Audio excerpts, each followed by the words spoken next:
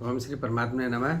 मैं प्रोफेसर हरिहृदय अवस्थी अपने परम पूज्य गुरु जी वेदमूर्ति तपोनिष्ठ गीता उपनिषद पुराण और धर्मशास्त्र के विशेषज्ञ प्रोफेसर पंडित भगवत शरण शुक्ल जी के साथ में आप सभी का Awasthi Ayurveda anatomy yoga and spirituality channel पर हार्दिक स्वागत करता हूँ।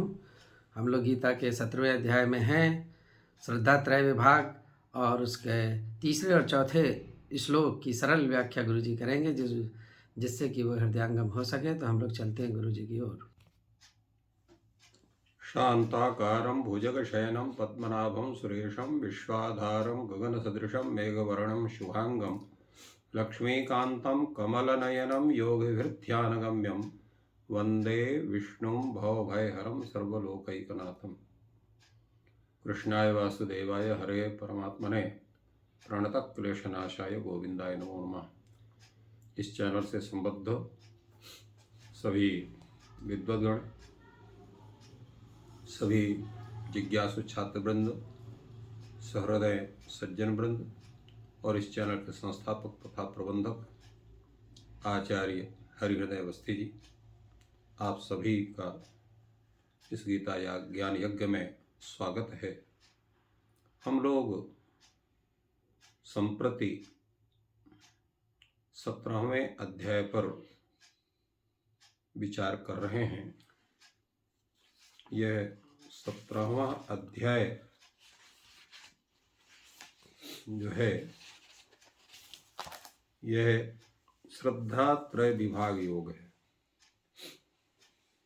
तीनों श्रद्धाओं के विषय में चर्चा इसमें होनी है और इसलिए भगवान ने ये प्रतिज्ञा भी किया कि मनुष्यों की, इन्होंने मनुष्यों शब्द का उल्लेख नहीं किया, देही शब्द का उल्लेख किया, अर्थात जितने भी शरीरधारी हैं वे उन सभी की श्रद्धा 3 प्रकार की होती, भगवान ने कहा था, सात्विकी, राजसी और तामसी।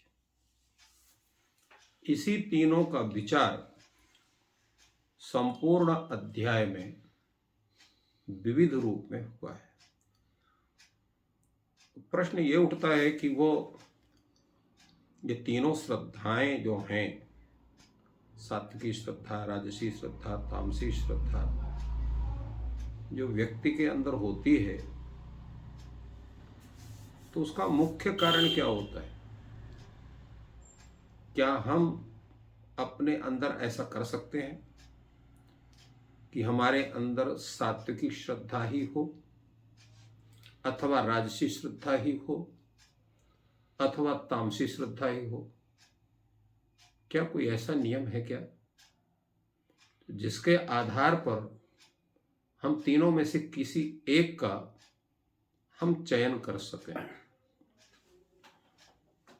भगवान कहते हैं कि हाँ है, आपके पास है। क्या है? भगवान कहते हैं सत्वानुरूपा सर्वस्य श्रद्धा भवति भारत, श्रद्धा मयोयम पुरुषः यो यच्छद्रः स एव स। भगवान कहते हैं कि जो श्रद्धा है वो कहीं अलग से ओढ़ी नहीं जाती है या उसको उत्पन्न किया जाता है।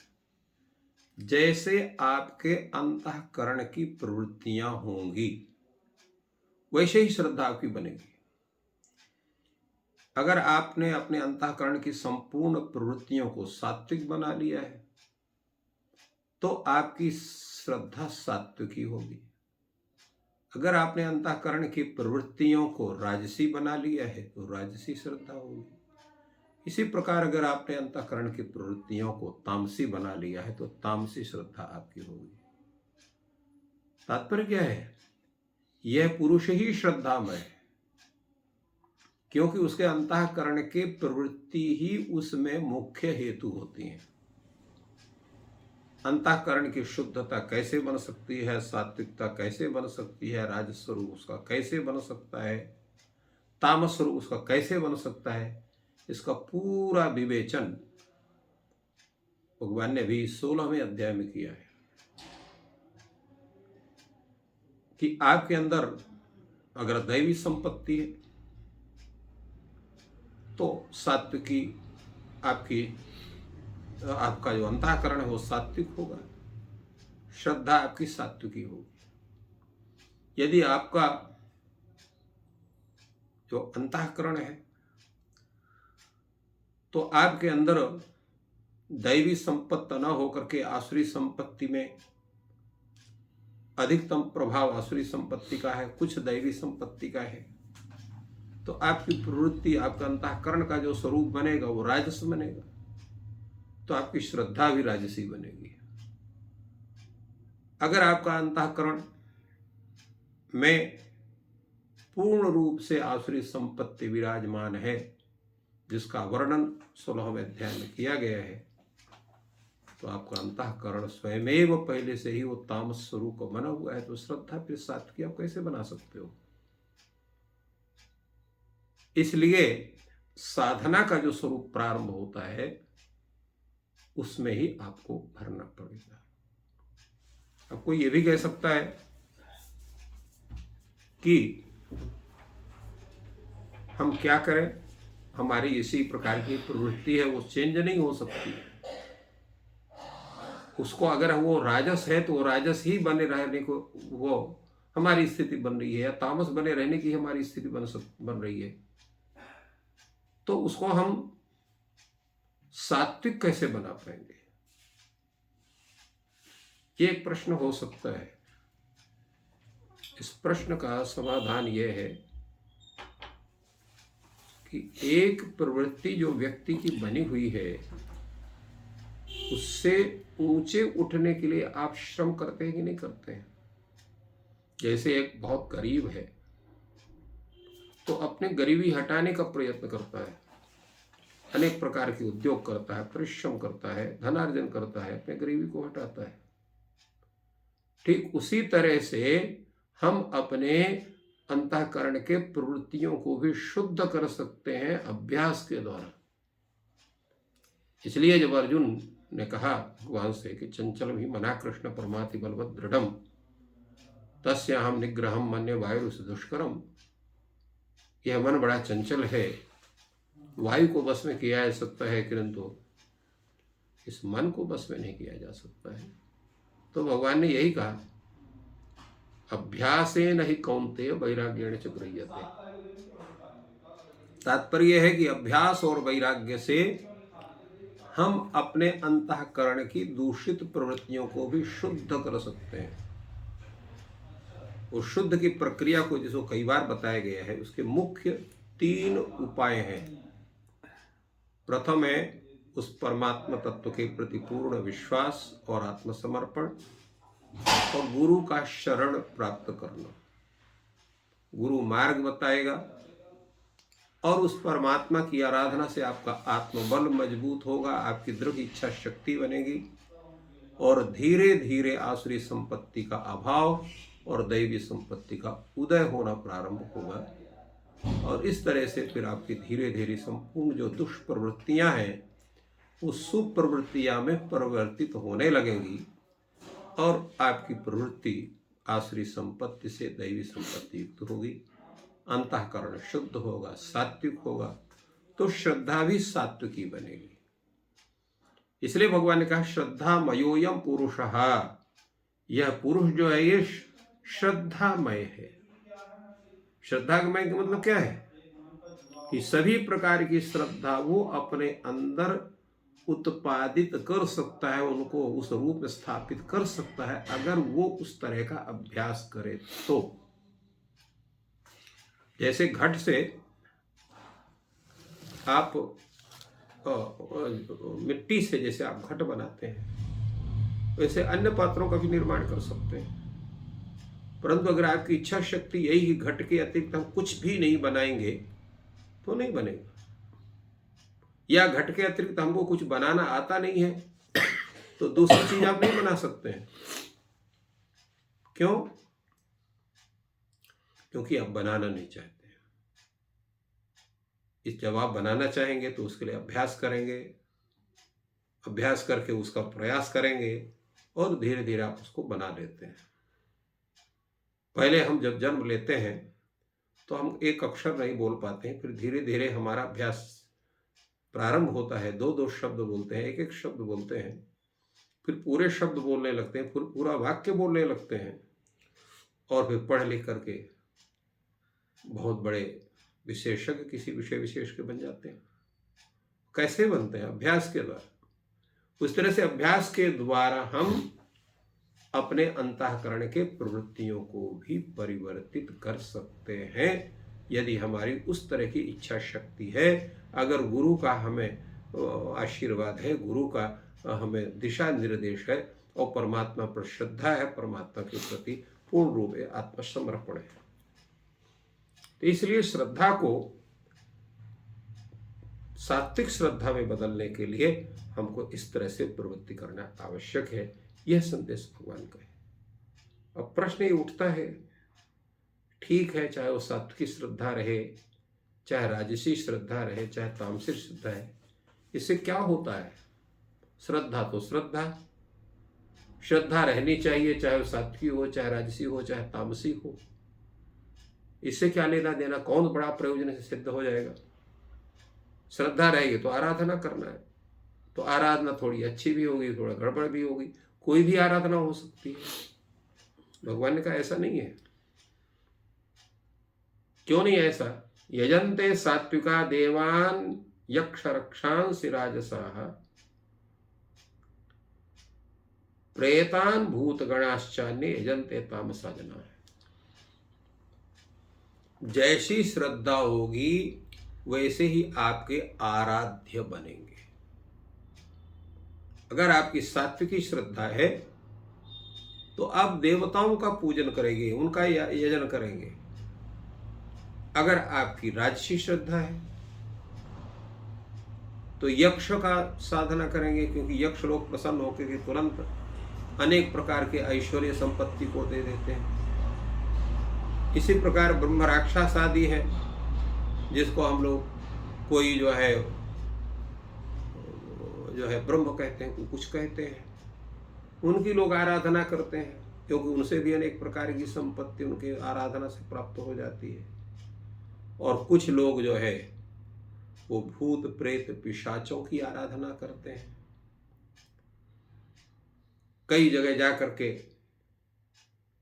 जो मजार वगैरह वहां जाकर पूजा करते हैं, उनकी प्रवृत्ति देवताओं की पूजन में नहीं होगी, मजार पूजन में होगी, किसी अन्य जगह की पूजा में होगी, जहां कोई मुर्दे गड़े हुए हैं उन्हीं का पूजन करते हैं, उन्हीं को चादर चढ़ाएंगे, उन्हीं को आराधना करेंगे, उन्हीं को अगरबत्ती लगाएंगे।